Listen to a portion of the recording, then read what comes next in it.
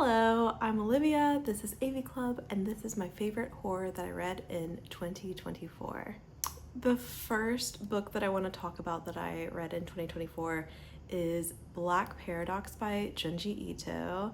I feel like this one gets kind of mixed reviews in comparison to his greater body of work, or like at least the more popular ones like Uzumaki.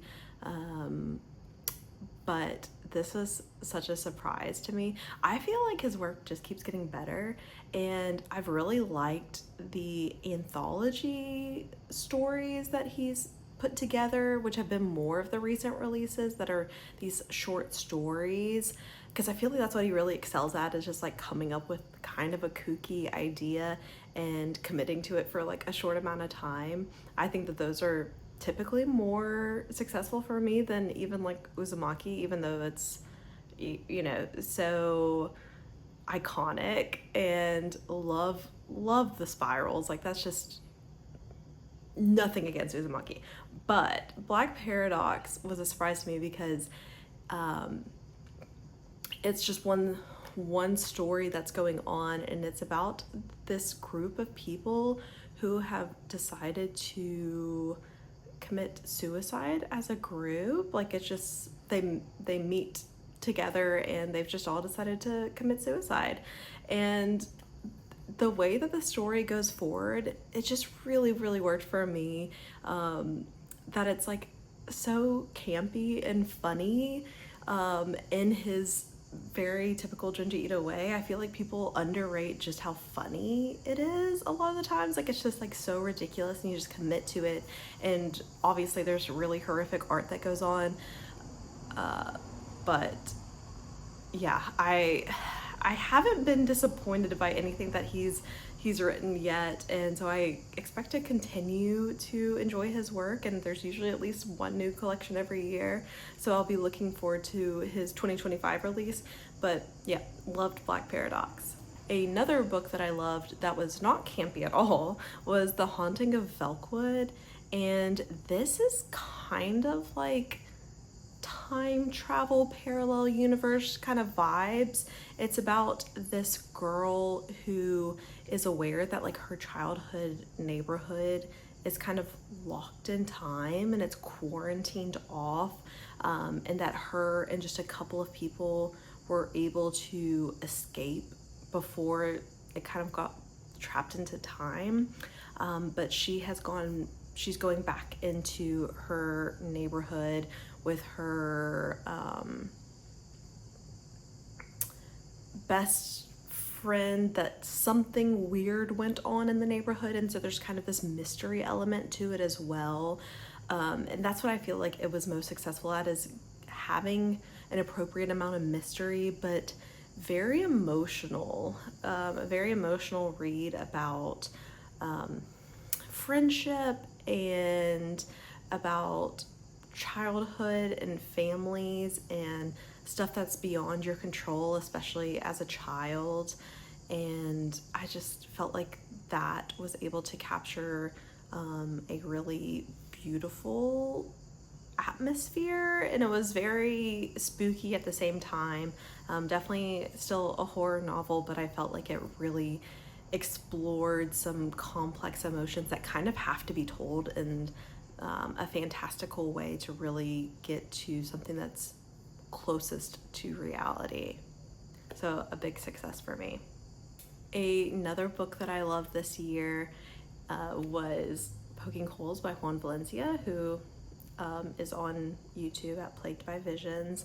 And this is a short story collection that is, I guess, more on the, I wouldn't call it extreme horror, but it does deal with more extreme violence and some really dark and vile things about the human experience. And especially in the front, like the first few stories are just so dark that it, for someone who doesn't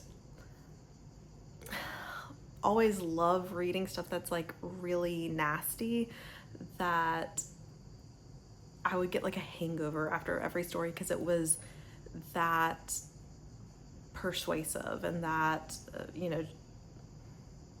evocative of really horrible things that are real in this world. So I feel like it's where I usually don't read extreme horror at all, because I feel like a lot of it's like just for the shock value of it, and maybe that's an okay goal to have, but just not something I prefer to read. There are truly horrible things that are happening in this world, and being able to write fiction about it and explore those places in a kind of safe way by just reading about it was really powerful. And I felt like just the exploration of racism and violence against children, and there's truly violent racism in this book, and there's truly violent racism in the world. So it just was very emotionally powerful. And there's also like kind of beautiful dark stories in here about love and the way that we truly open ourselves up to be devastated when we love. And yeah, it was just a very, very powerful collection of stories, and I can't wait to see what he writes next. One that I read pretty recently, and I'm glad that I loved, was We Used to Live Here by Marcus Kliewer. And this one is about a lesbian couple who are house flippers, and so they've like just moved into this new house that's their new project. And one day this family comes to the house and they're like, hey, we used to live here, can we just I just want to show my kids. And the kids are like with him, and he's like, they're like not into it. And she's home alone, the main character, and she's like, I hate that, like, no, like, I don't want you in my house. But then she thinks about like how her partner always says that she's like overly anxious about things, and so she's like trying to prove to herself that she can be chill, the chill girl. And so she lets them into this house for just 15 minutes, and then there's continuing excuses why they're not able to leave. And there's this kind of weird history that's gone on with the guy's sister, that whenever he used to live there, that like something weird happened with the sister. And I really don't want to spoil anything about this book because it really worked for me. And I feel like I've seen like negative responses to it, and some of those I see that they're audiobook readers, and there's like some, I feel like you kind of want to take this slow, but also there's a lot of like visual mysteries in here that I don't know that they would even show, be able to convey in an audiobook, unfortunately. But apparently this was adapted from a creepypasta, and I wasn't aware of the original like writing on No Sleep or whatever whenever that was happening. But this type of story really appeals to me. Like, a home invasion is so creepy to me, and it's not like a typical home invasion. It's this kind of invited in, more like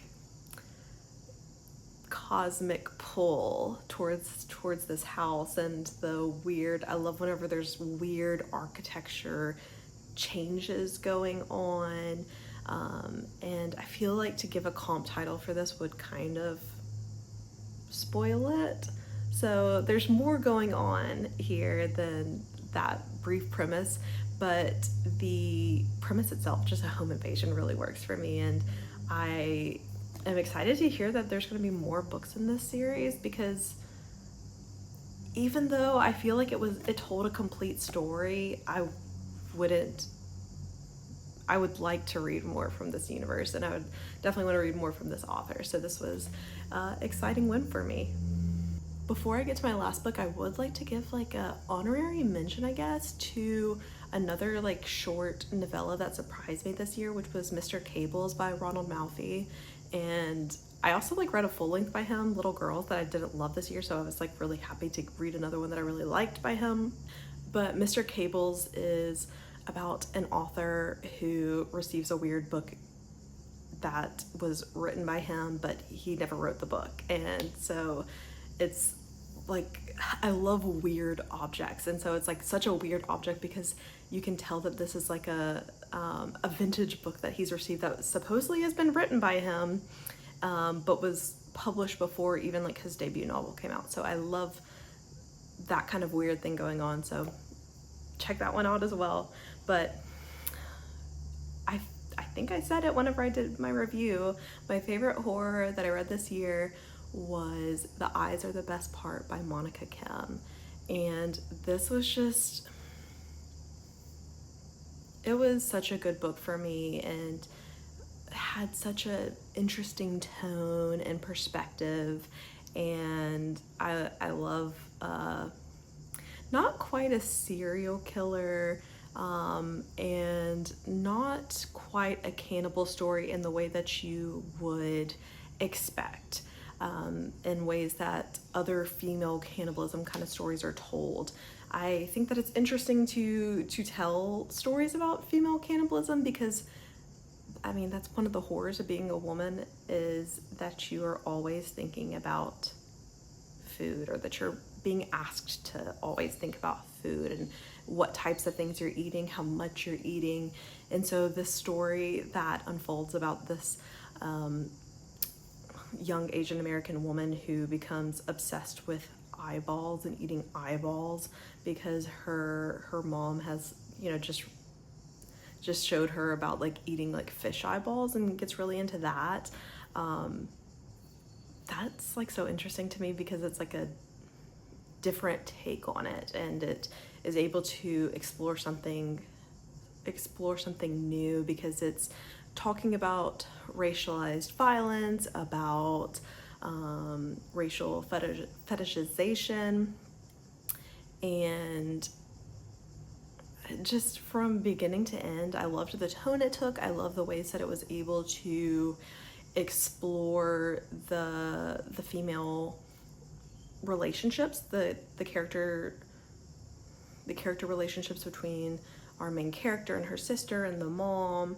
I loved that the you know, kind of villain characters were multifaceted, that they were both believable, but you kind of see how racism comes from different places. And I love that it didn't set up our main character to be like the perfect person, and that she's not, you know, fully enacting like vigilante justice on people by killing them and eating their eyeballs, but as a, you know, kind of expression of pain and hurt. And I mean, it was just a great horror novel. So I knew it was going to be my favorite horror book of the year whenever I read it, just because it works so well for me, and I can't wait to see what she writes next. But yeah, those were my favorite horror books that I read in 2024. I've already started reading some great horror books in 2025, so I'm excited to see what my list will be in this coming year. But tell me about your favorite books that you read in 2024, and maybe something you're excited to read this year that might make, you know, your list this year. But I will talk to y'all again soon. Bye!